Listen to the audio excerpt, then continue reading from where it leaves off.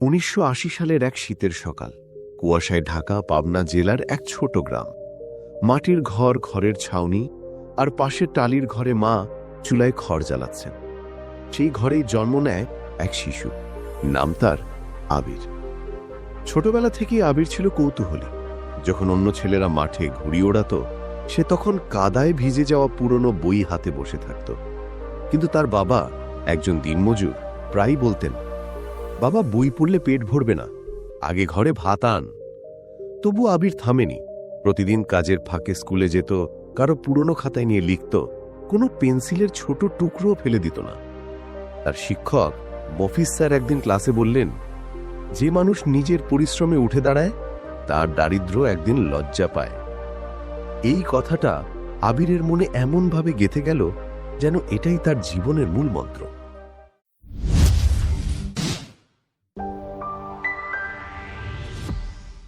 ষষ্ঠ শ্রেণীতে পড়ার সময় ঘরে এলো অন্ধকার। তার বাবা অসুস্থ হয়ে পড়লেন, কাজ বন্ধ, ওষুধের টাকাও নেই। আবিরের মা রাতে চুপি চুপি কাঁদতেন, আর সকালে হাসি মুখে বলতেন, বাবা, চিন্তা করিস না, আল্লাহ আছেন। কিন্তু আবির জানত, শুধু আল্লাহর ভরসায় সংসার চলে না, পরিশ্রমও দরকার। সে স্কুল ছাড়তে বাধ্য হল, কাঁধে কোদাল তুলে নামল মাঠে। কখনো ধান কাটত, কখনো ইট টানত, কখনো নদীর পাড় থেকে বালু তুলত। গরমের দুপুরে ঘামে ভিজে যেত পুরো শরীর, কিন্তু রাতে ঘুম আসত না। কেননা মনে শুধু একটাই চিন্তা, যে একদিন আমি এই জীবনটা বদলাবো। রাতের কুপির আলোয় সে আবার বই ধরত। মাটির ঘরের এক কোণে বসে হাতে কলম নয়, বাঁশের ডগা কেটে বানানো কলমে লিখত। বছর কয়েক পর গ্রামের স্কুলে একজন শিক্ষক ছুটি নিলেন। হেড স্যার জানতেন আবির একসময় ভালো ছাত্র ছিল, তাই তাকে বললেন, তুমি কিছুদিন বাচ্চাদের পড়াও, যতটুকু পারো। আবির প্রথমে ভয় পেল। সে তো কোনো ডিগ্রিধারী নয়, কিন্তু মনের ভেতরের সেই ছোট্ট আত্মবিশ্বাসের কণ্ঠ বলল, চেষ্টা কর। এভাবেই শুরু হলো তার নতুন পথ চলা। প্রতিদিন সকালবেলা মাঠে কাজ করত, বিকেলে বাচ্চাদের পড়াতো।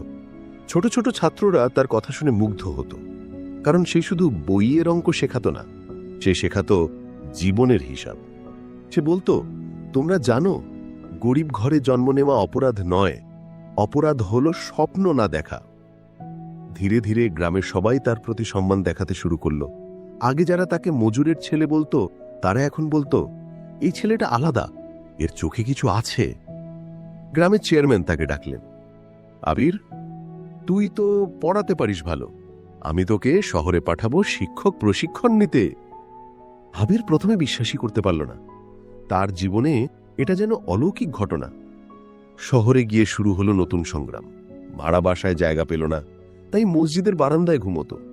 খাওয়ার টাকা না থাকলে একবেলা না খেয়ে বই পড়ত। টিউশন করত ছোট ছেলেমেয়েদের, সেই টাকায় কলম খাতা কিনত। কখনো কখনো ক্ষুধায় মাথা ঘুরে যেত, কিন্তু থামেনি। রাতে যখন শহরের আলো জ্বলত, সে একা বসে ভাবত, আমার গ্রামে কত বাচ্চা অন্ধকারে হারিয়ে যায়, আমি যদি আলোর মানুষ হতে পারি, তাদের জীবনটা আলোকিত করব। বছর কয়েক পরে সে শিক্ষক প্রশিক্ষণ শেষ করে প্রথম চাকরি পেল শহরের এক প্রাইমারি স্কুলে। প্রথম মাসের বেতন হাতে নিয়ে সে মায়ের সামনে গিয়ে দাঁড়ালো। মায়ের চোখে পানি। আবির বলল, মা, আজ আমি তোমার চোখের পানি বন্ধ করতে পেরেছি। মা শুধু বললেন, তুই আল্লাহর আসল নিয়ামত, তুই অন্যদের জীবন আলোকিত কর। আবির প্রতিশ্রুতি রাখল।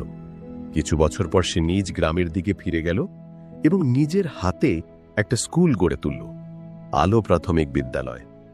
সেখানে গরিব বাচ্চারা বিনা খরচে পড়তে পারত। যে মানুষ একসময় মাঠে ইট টানত, সেই মানুষ এখন গ্রামের শিশুদের স্বপ্ন দেখায় যে আমি যেমন অন্ধকার থেকে আলোর পথে এসেছি, তোমরাও পারবে। বছর কেটে গেল। এখন আবিরের বয়স প্রায় 50। গ্রামের মানুষ তাকে মাস্টার সাহেব বলে ডাকে, কিন্তু কেউ জানে না সেই মাস্টার সাহেব একসময় কুপির আলোয় বই পড়া এক মজুর ছিল। প্রতিদিন বিকেলে স্কুল ছুটির পর যখন সূর্যের আলো ফিকে হয়ে আসে, তিনি মাঠের ধারে বসে থাকেন।